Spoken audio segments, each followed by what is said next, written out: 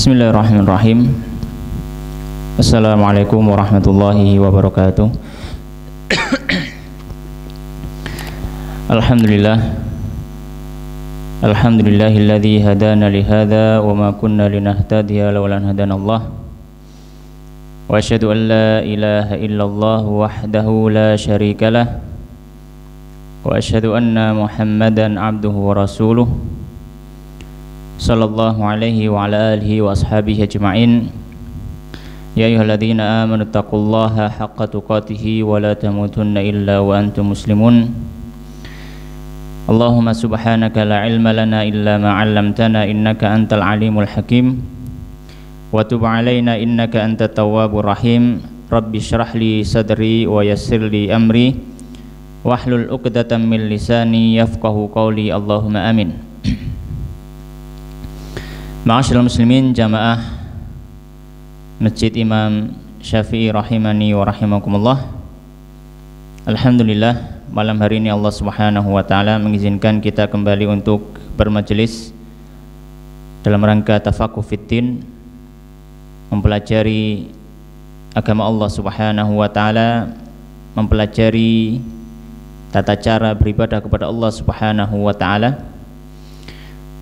Dan kita masih mengkaji kitab Fathul Qaribil Mujib yang ditulis oleh Al-Allamah Muhammad bin Qasim Al-Ghazi Asy-Syafi'i rahimahullahu rahmatan wasi'ah. Dan pada pembahasan yang sebelumnya kita sudah membahas tentang masalah mandi besar, dan kita juga membahas tentang masalah mandi-mandi yang hukumnya adalah sunnah. Kita juga bahas perinciannya di dalamnya. Dan pertemuan yang sebelumnya kita membahas atau membaca sebagian dari pembahasan yang berikutnya, yaitu al-mash 'alal khuffain, mengusap dua khuf. Kita baca sebagian dari pembahasan ini. Dan insyaallah pada malam hari ini kita akan membahas secara lengkap pembahasan mengusap khuf. Pembahasan mengusap khuf. Ya, kita ulangi beberapa pembahasan yang sedikit sudah kita singgung pada pertemuan yang sebelumnya. Baik, ma'asyiral muslimin rahimani wa rahimakumullah. Kita baca kitabnya dulu. Bismillahirrahmanirrahim. Qala al-musannif rahimahullahu ta'ala wa nafa'ana bi ilmi fid dharaini wa dakhalahu fasih jannati amin. Berkata musannif rahimahullah Syekh Muhammad ibn Qasim Al-Ghazi, faslun, pasal yang baru, wal mashu, dan mengusap, alal khuffaini, di atas dua khuf, jaizun, hukumnya adalah boleh, fil wudu'i, di dalam wudu', la fi ghusli fardin, tidak untuk mandi wajib, au naflin, atau mandi sunnah, wala fi izalatin najasati, dan tidak pula di dalam menghilangkan najis. Falau ajnaba, maka kalau sekiranya orang itu junub, au damiyat rijluhu, atau berdarah kakinya, fa'aradal masha, kemudian dia ingin mengusap di atas khufnya, badalan, sebagai ganti, an ghaslir rijli, dari membasuh kaki, lam yajuz, maka tidak boleh. Bal, akan tetapi, la budda minal ghasli, harus dibasuh kakinya, tidak cukup diusap. Wa asy'ara qauluhu, dan mengisyaratkan ucapan dari penulis matan, yaitu Imam Abu Syuja', jaizun, ucapannya jaiz, boleh, anna ghaslar rijlaini, bahwasanya membasuh kedua kaki, afdalu, lebih utama, minal masah. Baik, maka pembahasan kita kali ini adalah biasa diberi judul oleh para fuqaha sebagai, atau dengan judul al-mashu 'alal khuffain, mengusap di atas dua khuf. mengusap di atas 2 khuf. Mengusap di atas 2 khuf ada beberapa pembahasan yang akan kita bahas. Pembahasan yang pertama yang disebutkan oleh musannif di sini adalah masalah hukumnya. Apa hukum mengusap di atas khuf? Apa hukum mengusap di atas khuf? Ya. Sebelum itu yang perlu kita ketahui bahwasanya khuf ini adalah jenis sepatu yang di zaman Nabi SAW dan juga zaman setelah beliau itu ma'ruf, diketahui khuf ini. Dan khuf itu jenis sepatu ya yang menutupi sampai di atas mata kaki. Ya, menutupi sampai di atas mata kakinya. Ya. Baik. Di sini pembahasan yang pertama beliau mengatakan bahwasanya mengusap di atas khuf itu hukumnya jaiz, hukumnya boleh. Hukumnya boleh. Baik. Makna jaiz di sini adalah boleh.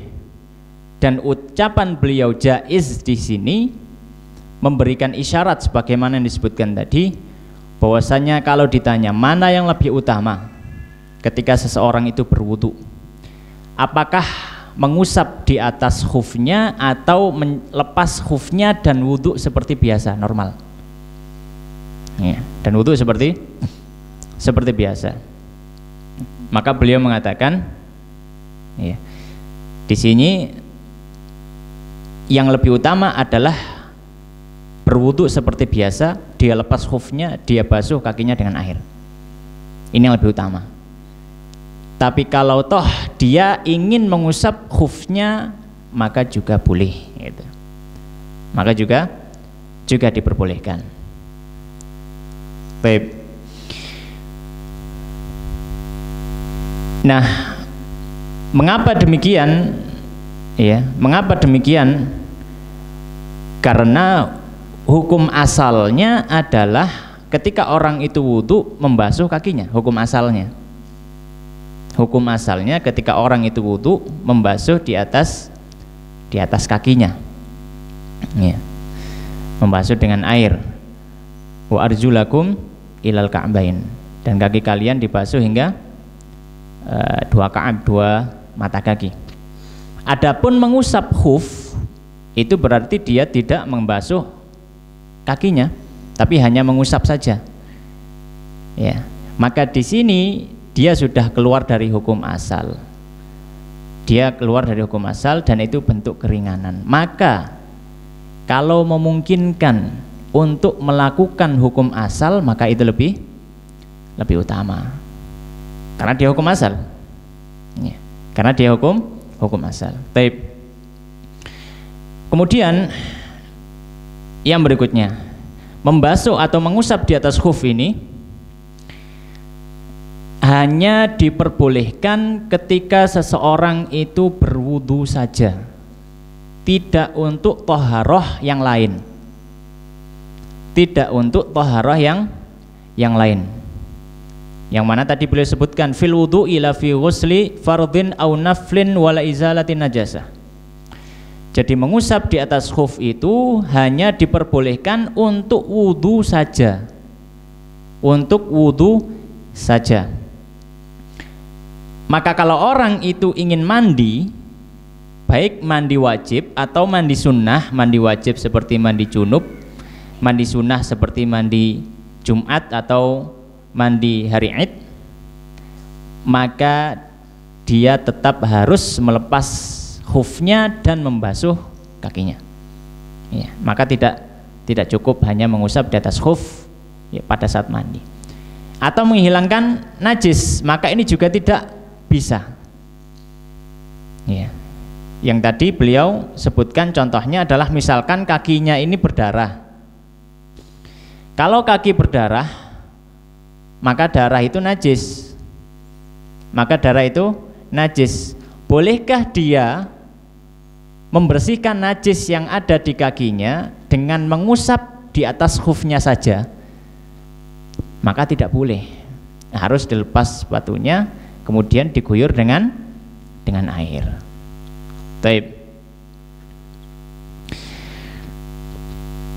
landasan dari masalah mengusap khuf ini ya, ada beberapa hadis, diantaranya atau ada banyak riwayat, diantaranya apa yang diriwayatkan oleh Imam Muslim dalam kitab sahihnya dari hadis sahabat Al-Mughirah bin Syu'bah radhiyallahu ta'ala anhu. Beliau mengatakan, kuntu ma'an Nabi sallallahu alaihi wasallam dzata lailatin fi masir. Aku suatu hari atau suatu malam ya, bersama Nabi sallallahu alaihi wasallam dalam suatu perjalanan. Faqala li ama'akama, kemudian beliau bertanya padaku, apakah kamu punya air? Qultu na'am. Kemudian saya mengatakan, ya, saya punya air Nabi. Fanazala an rahilatihi famasya hatta tawara fi sawadil lail. Thumma jaa fa'aghraqtu alaihi minal idawah. Ya. Maka Nabi sallallahu alaihi wasallam setelah dibeli air, turun dari tunggangannya, beliau kemudian buang hajat, ya berarti airnya tadi untuk istinja ya. Beliau buang hajat ya. Kemudian datang kembali, maka sahabat Mughirah pun menuangkan air kepada Nabi sallallahu alaihi wasallam. Faghasala wajahu wa alaihi jubbatun min suf falam yastati an yukhrija dhira'i minha hatta akhrajahuma min asfal jubbah. Maka Nabi sallallahu alaihi wasallam pun mulai berwudu dengan dibantu oleh sahabat Mughirah bin Syu'bah dengan menuangkan air di atas tangan Nabi. Kemudian Nabi membasuh wajahnya, kemudian beliau keluarkan tangan dari jubahnya. Faghasala dhira'ihi wa masaha bi ra'sihi thumma ahwaitu li anzi'a khufai. Kemudian Nabi itu membasuh tangannya, mengusap kepalanya, mengusap rambutnya. Kemudian sudah terakhir mau membasuh kaki, maka maksudnya Mughirah ini mau melepaskan khufnya Nabi. Faqala, maka Nabi sallallahu alaihi wasallam mengatakan, da'huma fa inni adkhaltuhuma tahirataini. Biarkan, jangan dilepas wahai Mughirah, kata Nabi sallallahu alaihi wasallam, karena saya memasukkan khuf tadi dalam kondisi sudah suci atau sudah bersuci. Wa masaha alaihima, kemudian Nabi sallallahu alaihi wasallam mengusap di atas khuf tersebut. Baik. Maka itu diantara landasan dari masalah diperbolehkan mengusap di atas khuf. Kemudian pembahasan berikutnya, Musannif rahimahullah ta'ala membahas tentang masalah syarat diperbolehkannya mengusap di atas khuf. Faqala wa innama yajuzu, dan sesungguhnya boleh mashul khufaini, mengusap khuf, la ahaduhuma faqat, tidak salah satunya saja, illa an yakuna, kecuali dia itu faqidal ukhra, orang yang tidak memiliki kaki atau tidak memiliki satu kaki ya, dia hanya memiliki satu kaki, yang satunya nggak ada, misalkan kepotong. Bithalathati syara'ita, dengan 3 syarat, kebolehan mengusap khuf dengan 3 syarat. Taib. Syarat yang pertama, an yabtadi'a ay asyakhsu, memulai seseorang itu ya, lubsahuma, memakai 2 khufnya ba'da kamali taharah, setelah sempurnanya dia bersuci. Falau ghasala rijlan, kalau seandainya dia membasuh 1 kaki, wa albasaha, kemudian dia pakai kan pada kaki tadi khuffaha, khuf, jadi pakai 1 kaki. Tsumma fa'ala bil ukhra kadzalika, kemudian dia melakukan untuk kaki yang satunya, lam yakfi, maka tidak cukup atau tidak boleh. Walau ibtada'a lubsuhuma ba'da kamali tahara, walau ibtada'a lubsahuma ba'da kamali taharati, kalau seandainya dia memakai 2 khufnya setelah sempurna bersucinya, thumma ahdatha qabla wusulil rijli, ya, kemudian dia hadas sebelum mencapai kaki tersebut, qadamal khuffi, ujung dari khufnya, lam yajuz al-mashu, tidak boleh mengusap. Ini syarat yang pertama, kita nanti akan jelaskan, kita baca dulu ya.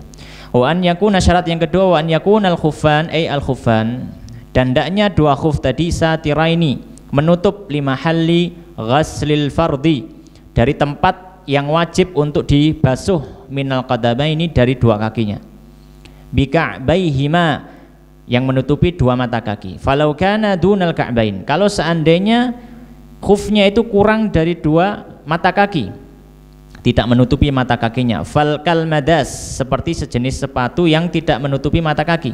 Lam yakfil mashu alaihima, maka tidak boleh mengusap di atas khufnya. Wal muradu bisatiri huna, dan maksud dengan menutup di sini adalah al hailu, yaitu penghalang la mani'ar ru'yah, bukan menutupi pandangan, ya.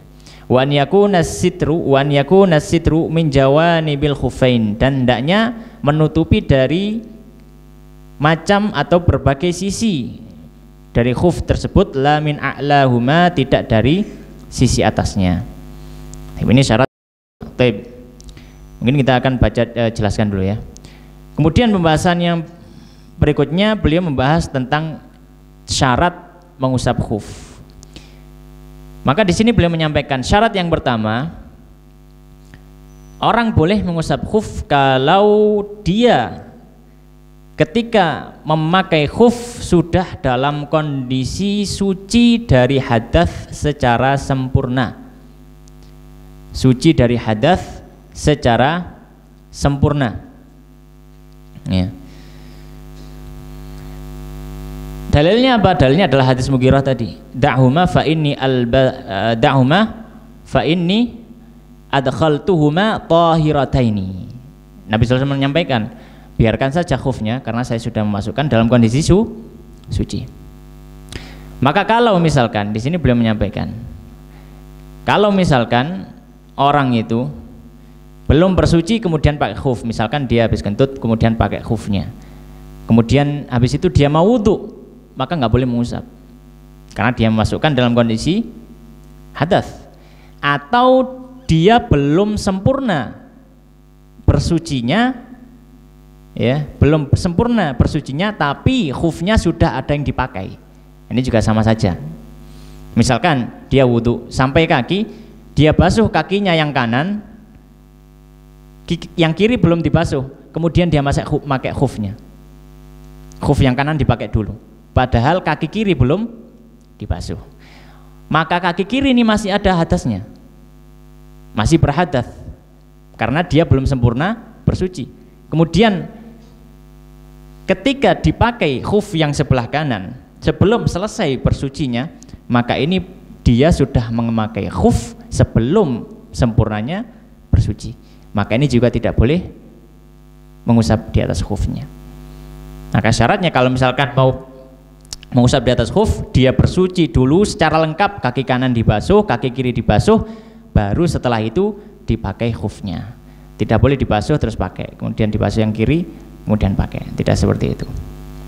Bahkan beliau mengatakan, kalau seandainya orang itu ketika berwudu, selesai berwudu, dia pakai khuf sebelah kanan, pakai sudah masuk semua, kemudian dia pakai khuf sebelah kiri, ketika sampai separuh, ya, ketika sampai separuh, ya, kakinya ini tumitnya belum nyentuh tumit sepatunya, belum bersentuhan dengan dasar dari khuf, kemudian kentut, misalkan batal, maka di situ dia harus lepas lagi khufnya dan nggak boleh melanjutkan dipakai. Kenapa? Karena dia belum, atau dia dalam kondisi tidak suci, ya, ketika khuf tadi sudah sempurna dipakai. Baik. Itu syarat yang pertama yang disebutkan oleh Shonif rahimahullah ta'ala. Kemudian syarat yang kedua yang disebutkan tadi, khuf yang dipakai harus menutupi bagian yang wajib dibasuh dari kaki ketika wudu, yaitu dari ujung kaki, ujung jari kaki hingga dua mata kaki.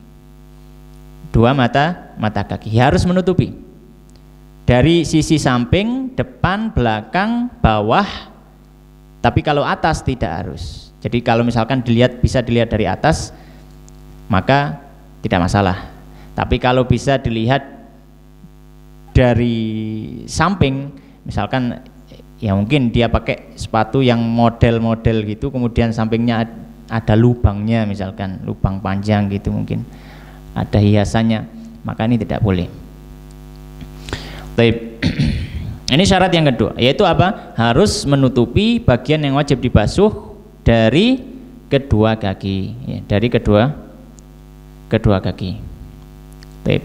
Alasannya kenapa? Alasannya adalah karena mengusap di atas khuf ini adalah keringanan yang diberikan Rasulullah SAW, diberikan oleh syariat, dan sebagai pengganti membasuh kedua kaki. Sebagai pengganti membasuh kedua kaki. Ya. Nah, kalau misalkan bagian kaki masih ada yang kelihatan dan masih memungkinkan untuk dibasuh, ya, maka ya harus dibasuh. Yang kalau sudah harus dibasuh sebagian, ya harus dibasuh semuanya. Itu salah satu alasannya. Salah satu alasan yang kedua, khuf dalam urf di zaman Nabi SAW itu tidak disebut khuf kalau tidak menutupi mata kaki.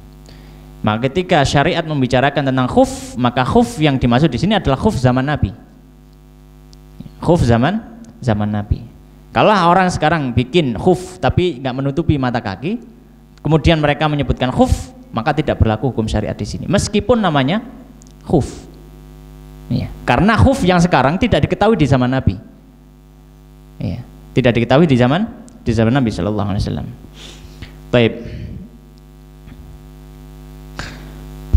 Kemudian yang ketiga, beliau menyebutkan syarat yang ketiga, wa an yakuna, dan dua khuf tadi mimma yumkinu tatabu'ul masyi alaihima, dari sesuatu yang memungkinkan orang itu melakukan perjalanan dengannya.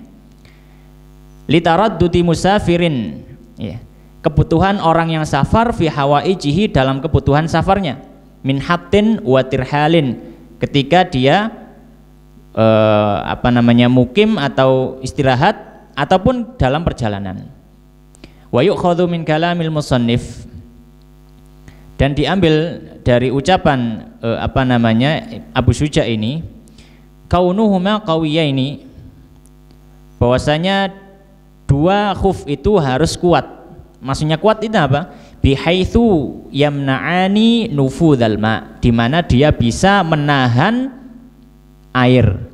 Maksudnya menahan air itu kalau dia diciprati air, airnya nggak sampai rembes, ya, tidak sampai rembes. Maksudnya di sini cukup dikasih air, diusap gitu loh, diusap tidak rembes. Bukan berarti diguyur, bukan berarti anti air, bukan, ya, bukan berarti anti air.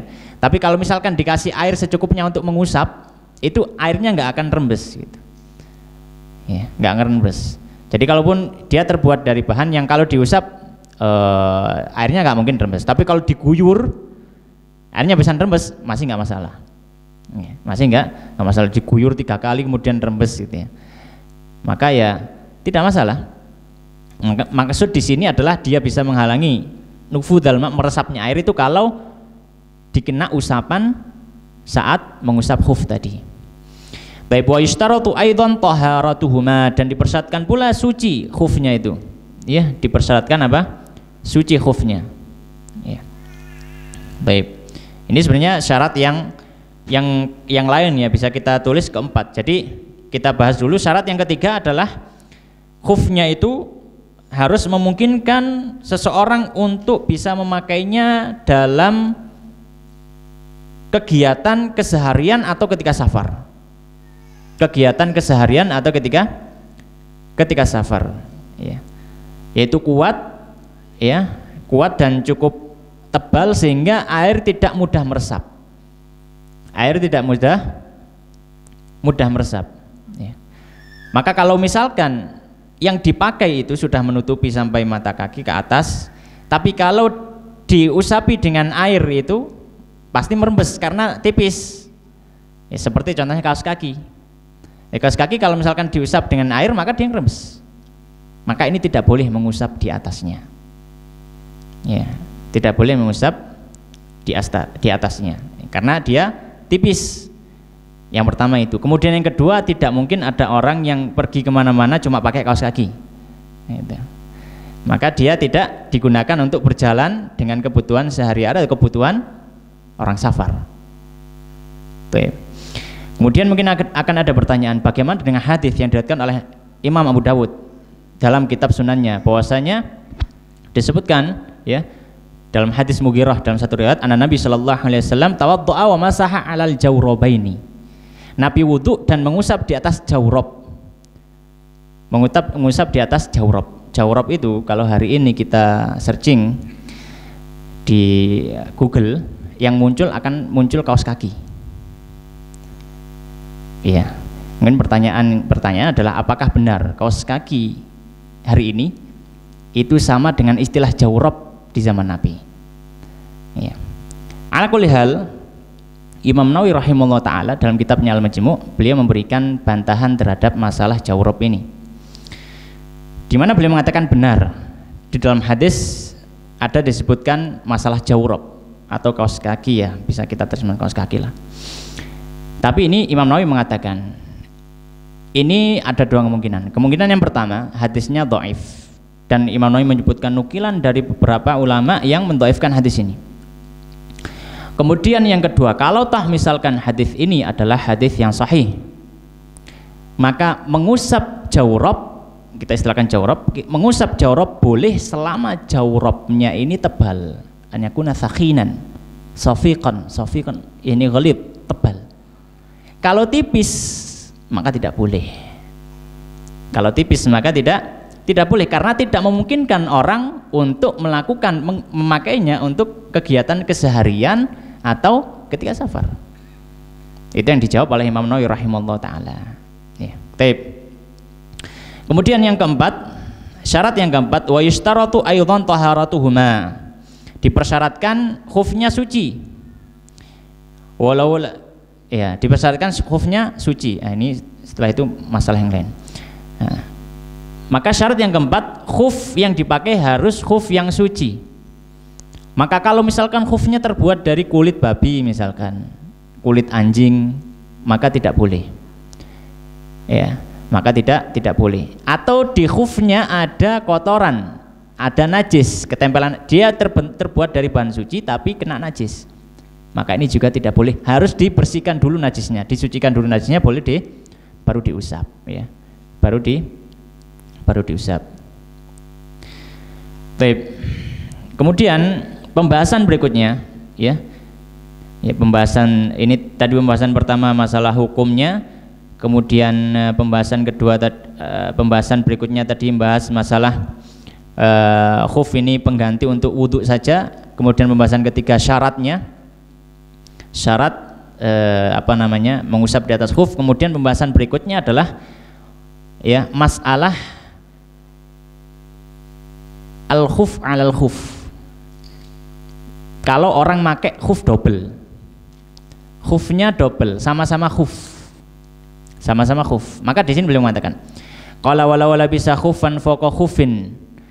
Kalau seandainya orang itu memakai khuf di atas khuf lainnya, li syiddatil bardi mathalan, karena saking dinginnya, fa in kana al-a'la salihan lil mashi, maka jika yang atas itu bisa untuk diusap, dunal asfali, tanpa yang bawah, sahal mashu alal a'la, maka sah mengusap yang atas saja tanpa yang bawah, ya. Sahal mashu alal a'la, ya boleh atau sah mengusap di atas yang atas saja, yang atas. Wa in kana al asfalu salihan, kalau yang bawah yang bisa untuk diusap, lil mashi, untuk diusap, dunal a'la, tanpa yang atas. Misalkan yang atas karena apa? Yang atas itu robek atau tidak memenuhi syarat, ya. Fama sahal asfal soha, kemudian dia mengusap yang bawah saja maka sah. Au al-a'la, atau dia mengusap yang bagian atas, fawasalal balal lil asfal, ya, fawasalal balal lil asfal, kemudian rembesan airnya, ya, atau basahnya mencapai bawah, ya. Misalkan sambil diciprati bagian bawahnya, soha, maka sah. In qasadal asfal, ketika dia memaksudkan bagian yang bawah, au qasadahuma, atau maksudkan keduanya bersamaan ma'an.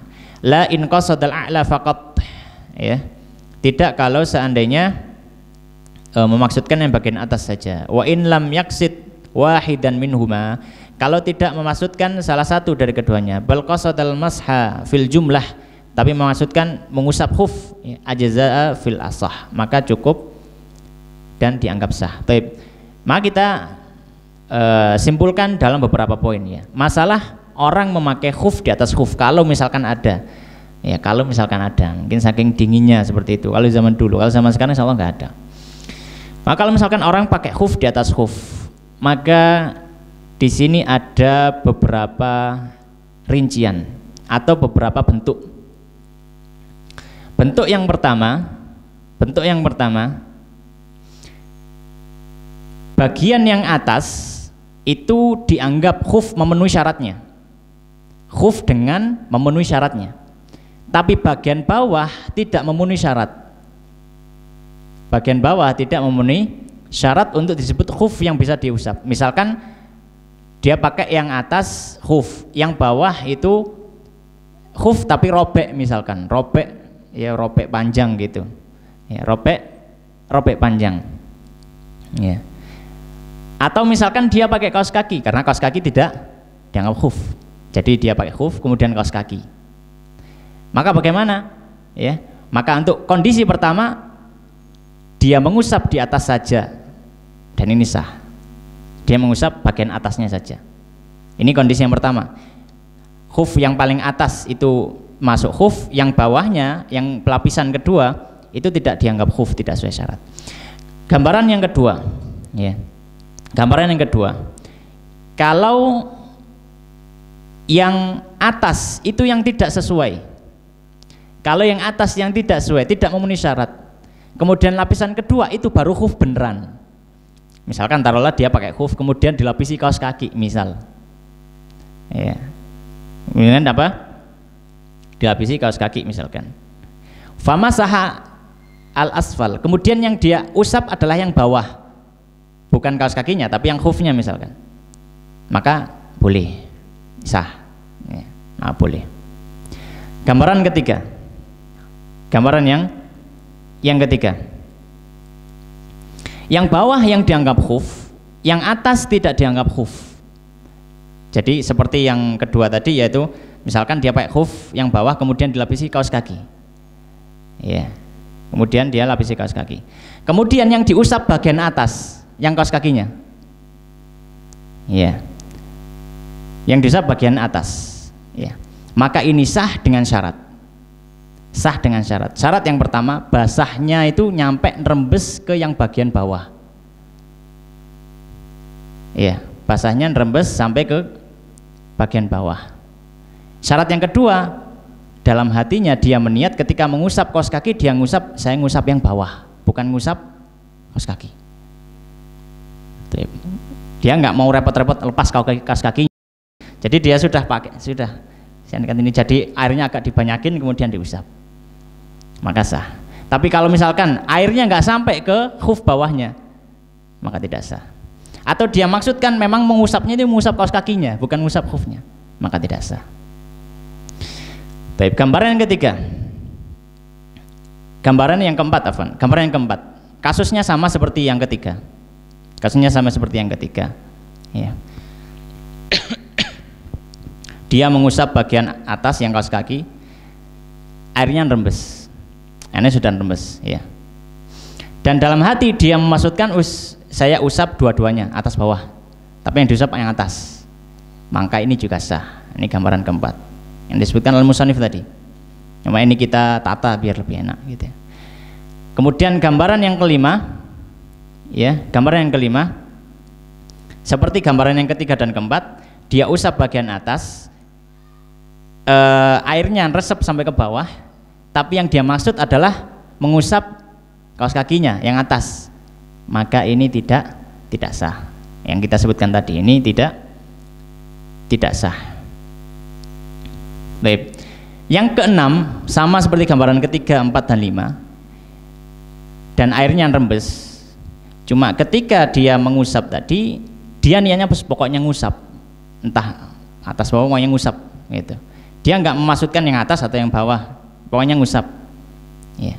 Maka ini ada khilaf dalam mazhab Syafi'i. Dan dalam Fathul Qarib beliau menguatkan yang sahih dalam mazhab Syafi'i sama-sama sah, tetap sah gitu ya. Tetap sah kalau dia memutlakkan, ya, dia memutlakkan dalam niatnya tadi. Baik. Ini masalah mengusap khuf di atas khuf. Dan ini insyaallah nggak terjadi hari ini gitu ya. Baik. Kemudian masalah berikutnya adalah batas waktu mengusap. Nah, ini perlu diketahui bahwasanya ada batas-batas tertentu yang harus diketahui, tidak sepanjang waktu dia boleh mengusap khufnya. Qala al-musannif rahimahullah taala wa yamsahul muqimu yauman wa lailatan, dan mengusap khuf orang yang mukim, maknanya tidak sedang safar, sehari semalam. Wa yamsahul musafiru, dan mengusap orang yang safar, thalathata ayamin bilayalihinna, 3 hari 3 malam. Al-muttasilati biha, yang bersambung dengannya. Sawaun taqaddamat au ta'akharat, sama saja apakah mana yang lebih dahulu, atau di waktu siang, siangnya dahulu, atau di waktu malam. Maksudnya sama saja apakah dia mengusapnya itu pas waktu siangnya atau waktu malamnya. Pokoknya hitungannya ya 3 kali 24 jam gitu. 3 hari 3 malam. Ya, 3 kali 24 jam. Yang penting itu. Entah dimulai dari waktu malam atau siang. Taib. Wabtada al-muddatu tuhsabu min hini yuhdithu, dan dimulai batas waktu itu, hitungannya dimulai dari hadas, ya, dari ketika hadas, min inqidha'il hadatsil kain, yaitu dari selesainya hadas, ba'da tamamil lubsil khuffaini, setelah selesai memakai 2 khufnya secara lengkap. La min ibtida'il hadas, tidak dari awal hadas. Wala min waqtil mashi, tidak pula dimulai hitungannya dari waktu dia mengusap.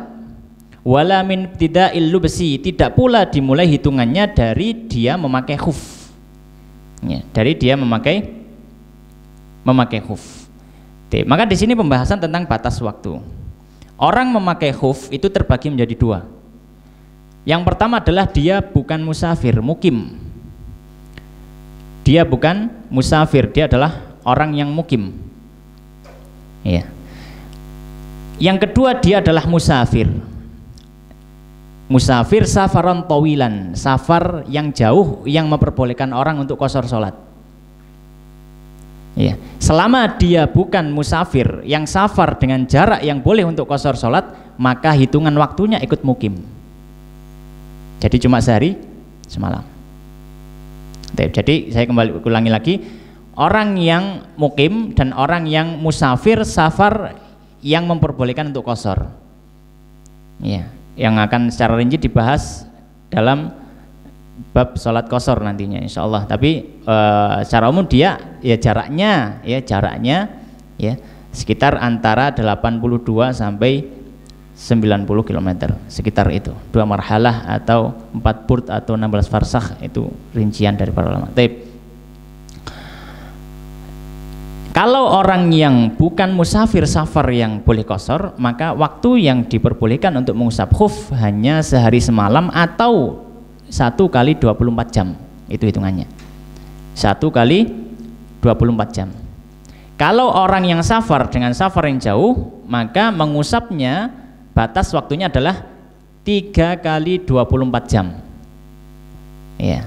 Jadi sama saja apakah dia mengusapnya ketika waktu siang atau waktu malam, pokoknya ngitungnya nanti ya start itu dihitung nanti sampai selesai 1 kali 24 jam atau 3 kali 24 jam, berarti selesai. Baik. Kemudian di sini beliau dan ini dalilnya adalah hadis, ya. Hadis yang diriwayatkan oleh sahabat Safwan, bahwasanya beliau mengatakan karena Nabi sallallahu alaihi wasallam ya'muruna idza kunna safaran an la nanzi'a khifafana thalathata ayamin wa layalihinna illa min janabatin. Beliau mengatakan kami dulu kalau safar maka tidak melepas khuf kami hingga 3 hari. Itu kata sahabat Safwan. Kemudian beliau membahas kapan start hitungan ini dimulai. Kan di sini ada 3 kondisi. Kondisi yang pertama orang pakai khuf. Kondisi yang kedua dia hadas dan mengharuskan untuk wudu. Kondisi yang ketiga dia usap khufnya. Maka pertanyaannya, start hitungannya dimulai dari mana? Apakah dimulai sejak dia pakai khuf, atau dimulai sejak dia hadas, atau dimulai sejak dia mengusap khufnya? Maka di sini beliau menyampaikan bahwasanya hitungan start dimulai ketika hadas, bukan ketika memakai khufnya atau ketika mengusap khufnya. Ya. Jadi misalkan gambarannya kalau misalkan orang memakainya jam 8 malam misalkan. Jam 8 malam pakai khuf. Kemudian atau mungkin bukan jam 8 ya, mungkin memakainya adalah jam 4 sore misalkan. Jam 4 sore dia pakai khuf. Ya. Jam 4 sore dia pakai khuf. Kemudian jam 5 dia kentut. Jam 5 dia kentut. Setengah jam 6 mau sholat, dia baru wudhu terus baru ngusap khuf. Hitungannya kalau misalkan dia mukim, berarti dia selesai waktu mengusap khuf jam 4 atau jam 5 atau jam 6. Jam 5 ya, bukan jam 6, bukan jam 4 ya. Nah itu adalah yang dibahas oleh beliau. Kemudian ada pembahasan yang cukup ringan, ya cukup ringan ya. Pertanyaannya, kalau misalkan hadasnya itu panjang, hadasnya misalkan taruhlah 2-3 jam, adakah orang hadas sampai seukuran 2-3 jam? Kalau misalkan orang itu tidur, orang tidur ya jam 4 bangun jam 5, maka ini hadasnya ada awal ada akhir gitu, istilahnya para ulama fokus seperti itu. Maka start kalau misalkan dikatakan mulainya dari hadas, kalau misalkan hadasnya punya awal dan akhir, startnya dari awal hadas atau selesainya hadas. Kalau misalkan dia habis pakai khuf jam setengah 4 misalnya, habis sholat asar pakai khuf, kemudian dia tidur jam 4 bangun jam 5, maka besok ya, besok selesainya apakah dia jam 4 atau jam 5 gitu. Jam 4 atau jam 5, maka para fuqaha ada khilaf ya. Tapi yang dirajihkan atau dikuatkan oleh penulis Fathul Qorib, dan ini juga pendapat Ibnu Hajar Al-Haytami, ini khilaf dalam mazhab Syafi'i ya, bukan khilaf dengan mazhab lain. Khilaf dalam mazhab Syafi'i. Sahibul Fathul Qorib juga Ibnu Hajar Al-Haytami, mereka merajikan bahwasanya dimulai dari selesainya hadas. Jadi kalau misalkan bangun jam 5, maka besok selesainya jam 5. Itu. Baik, alhamdulillah ada khilaf di situ, tidak kita sebutkan secara rinci. Baik, kemudian setelah itu beliau membahas tentang orang yang safar. Beliau mengatakan wal asi bisafar, dan orang yang bermaksiat ketika safar atau bermaksiat dalam safar, bukan bermaksiat dalam safar, bermaksiat dengan safarnya, karena ada perbedaan nanti. Wal asi bisafar, dan orang yang bermaksiat dengan safarnya. Wal haimu, dan orang yang tidak punya tujuan. Yamsahani masha mukimin, maka dia mengusapnya seperti orang mukim. Ya, mengusapnya seperti orang mukim. Wa daimul hadath idza ahdatha, dan orang yang hadasnya berkelanjutan seperti orang yang beser, kencingnya netes terus gitu. Idza ahdatha, ketika dia hadas, ba'da lubsil khuffi, setelah memakai khuf, hadatsan akhar, hadas yang lain, ma'a hadatsi iddaim, ya diiringi dengan hadasnya yang biasanya, itu misalkan kencingnya, qabla an yusalliya bihi fardhan, sebelum dia salat ya fardu, yamsahu wa yastahbihu ma kana yastabihuhu, maka dia mengusap ya, dan diperbolehkan baginya apa yang diperbolehkan pada awalnya. Lau baqiya tuhruhu alladzi labisa alaihi khufaihi, ya. Kalau seandainya dia itu tetap suci ya dengan memakai khuf tersebut, wa huwa fardhun wa nawafil, yaitu salat fardu dan salat sunnah. Falau shalla bi tuhri fardhan, kalau seandainya dia sudah salat fardu, qabla an yuhditsa, sebelum dia hadas yang lain, masaha wastabaha nawafil faqat, maka dia mengusap dan yang boleh hanya yang boleh hanya sholat sunnah saja. Baik. Di sini ada dua pembahasan. Pembahasan yang berikutnya yang dibahas oleh musannif adalah orang ketika safar dia bermaksiat dengan safarnya. Bermaksiat dengan safarnya. Apa maksudnya bermaksiat dengan safarnya? Dia safar tujuannya memang untuk maksiat. Safar misalkan dari sini ke Jakarta, ya dari sini ke Jakarta misalkan, tujuannya adalah untuk melakukan perampokan misalkan, makanya namanya asi bis safar, asi bis safar.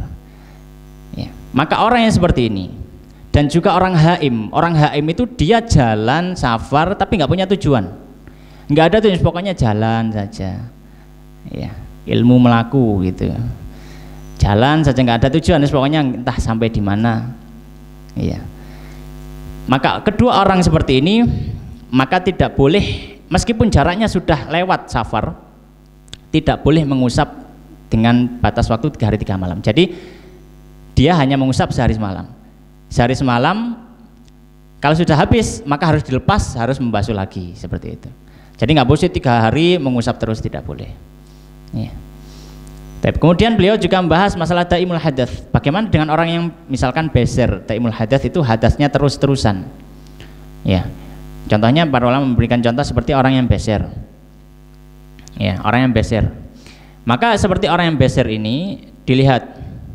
Ya, dilihat. Kalau misalkan orang beser itu kan dia sucikan dulu najisnya, ya. Kemudian setelah itu dia langsung berwudu, kemudian dia pakai khuf. Nah, dilihat ketika sudah makai tadi, dia ada 2 kondisi. Kondisi yang pertama, dia sudah sholat wajib dengan khufnya tadi. Kondisi yang pertama. Kondisi yang kedua, dia belum sholat wajib. Dia belum sholat wajib. Ya. Maka kondisi yang pertama, kalau dia sudah sholat wajib dengan khuf, dengan wudunya tadi, maka ketika dia hadas dengan hadas yang lain, misalkan dia kentut, bukan hadasnya yang terus-terusan itu, misalkan dia kentut, ya, misalkan dia kentut, maka masih boleh mengusap, tapi hanya untuk sholat sunnah. Kalau sholat wajib dia harus lepas kembali, ya, dia harus lepas kembali. Ya. Ini kalau sudah sholat wajib, sudah sholat wajib. Taib. Kemudian kalau misalkan dia belum sholat wajib, kemudian dia sudah hadas dengan hadas yang lain, misalkan kentut, ya, maka dia boleh sholat fardu dan juga sholat sunnah. Itu 2 kondisi yang disebutkan oleh musannif rahimallahu ta'ala. Tapi mungkin adzan dulu, kemudian kita akan lanjutkan sedikit lagi. Baik. Kemudian kita akan melanjutkan bagian sedikit yang belum kita bahas. Pembahasan yang berikutnya adalah ketika orang itu mengusap di atas khufnya, sudah mengusap, berarti sudah hadas, berarti start hitungan sudah dimulai. Kemudian dia safar, misalkan dia mengusap ketika mukim, ya. Kemudian habis itu dia safar, padahal belum habis waktunya. Atau ketika dia safar, ya, kemudian dia mukim, iya, ketika dia safar dia mukim. Nah, ini bagaimana? Baik, maka ini yang akan dibahas oleh musannif rahimahullah taala. Baik, beliau mengatakan, kita baca dulu.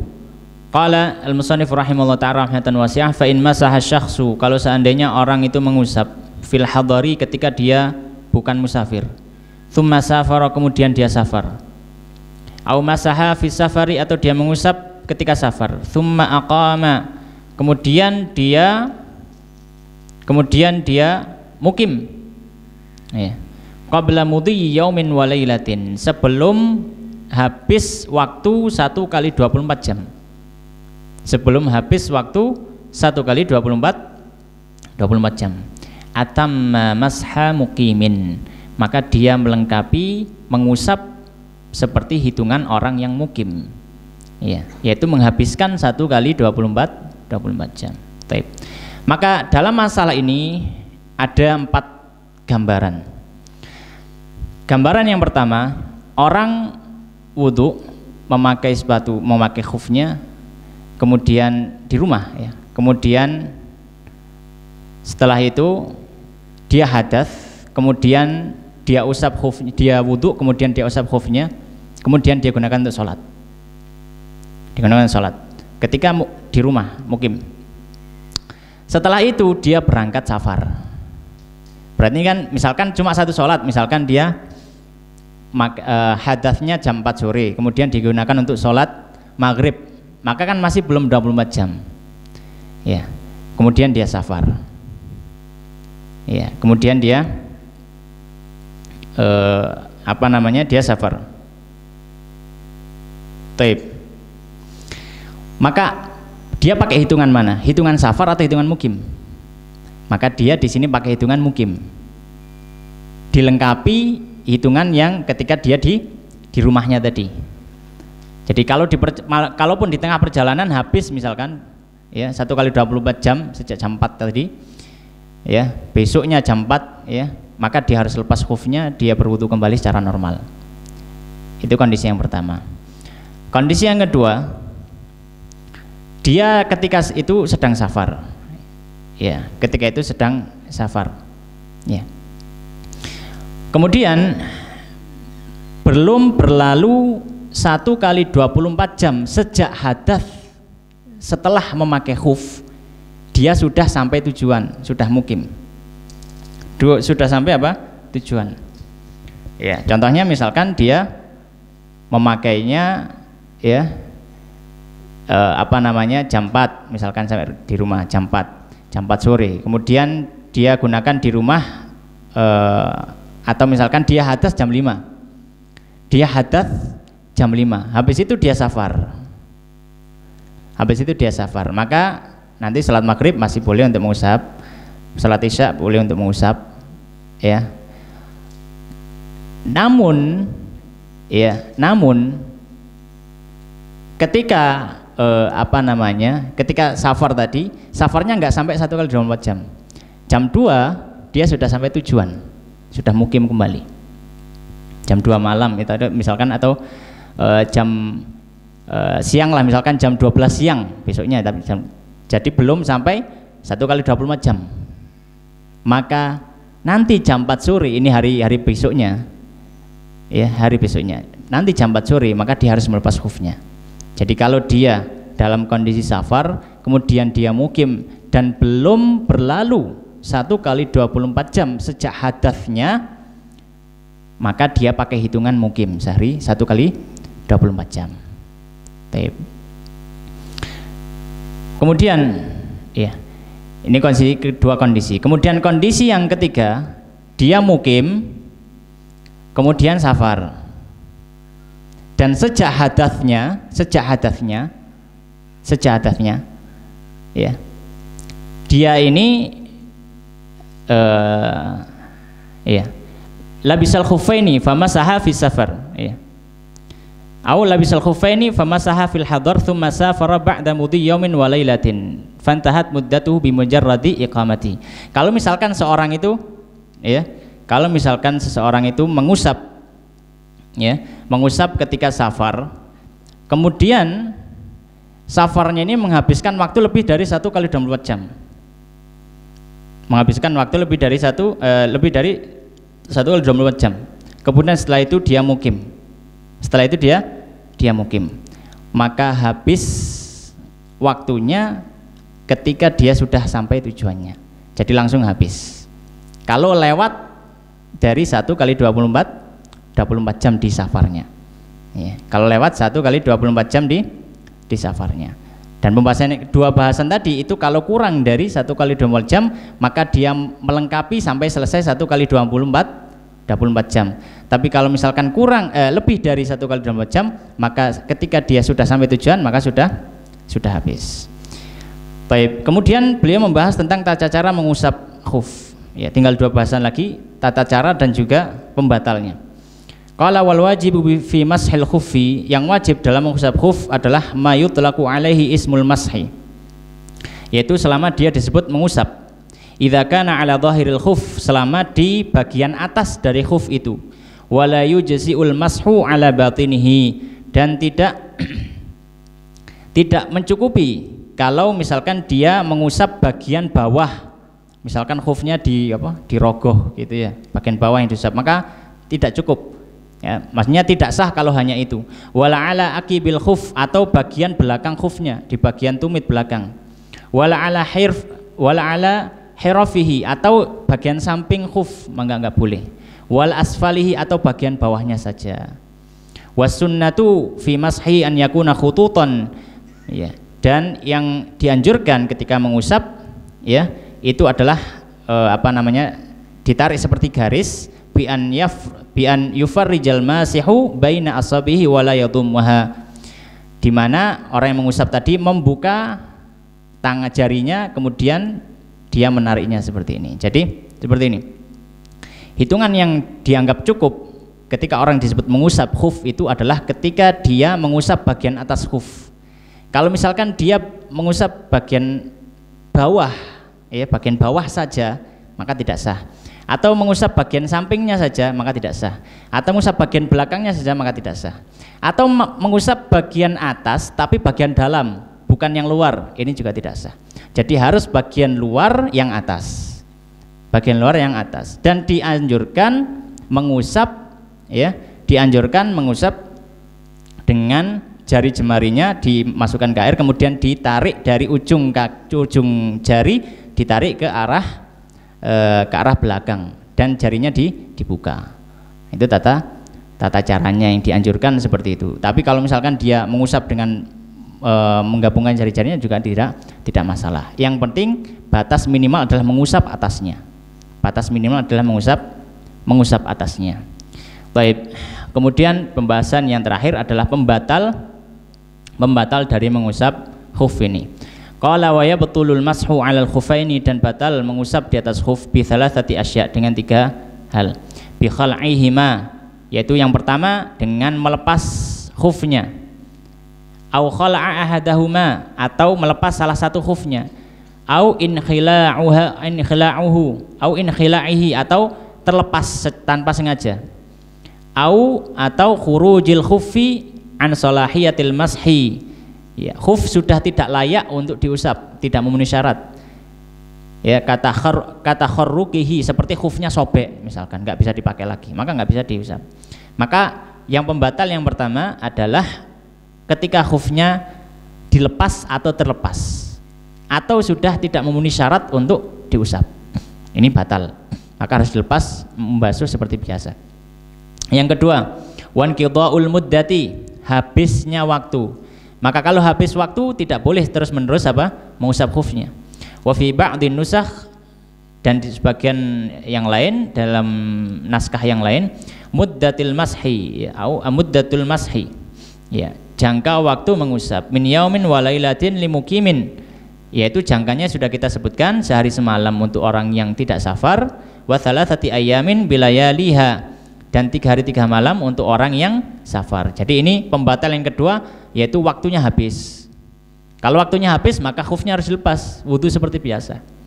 Yang ketiga, wa bi'urudi ma yujibul ghusla, ya, dengan keberadaan sesuatu yang mengharuskan untuk mandi. Maksudnya mandi sini mandi wajib. Kajanabatin, seperti dia junub, au haidin, atau haid, au nifasin, atau nifas, lila bisil khufi, bagi orang yang memakai khuf.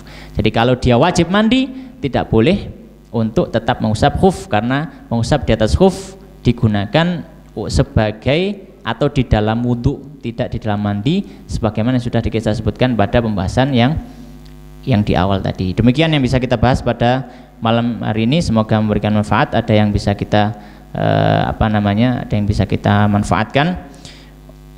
Kurang lebihnya mohon maaf. Aku qouli hadza wa astaghfirullah li wa lakum. Kita tutup dengan doa kafaratul majelis. Subhanakallahumma bihamdika asyhadu an la ilaha illa anta astaghfiruka wa atubu ilaik. Wa akhiru da'wana alhamdulillahirabbil alamin. Wallahu taala alam. Assalamualaikum warahmatullahi wabarakatuh.